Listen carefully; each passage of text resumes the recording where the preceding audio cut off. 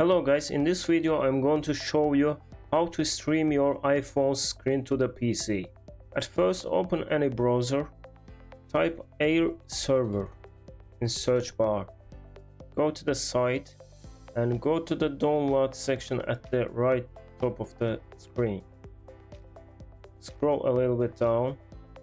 There are options downloaded from Microsoft Store or directly download to the PC, but it's for Windows 7, 8 and 10 version. For Windows 11 you have to download it from Microsoft Store.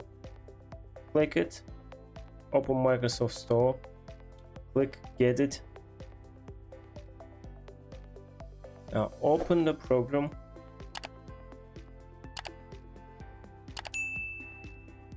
Click continue trial and now go to your phone. Bring down side menu on your iPhone and click screen share. Click desktop name. Be sure you are on the same Wi-Fi with your PC and with your phone. And it's done. Thank you for watching.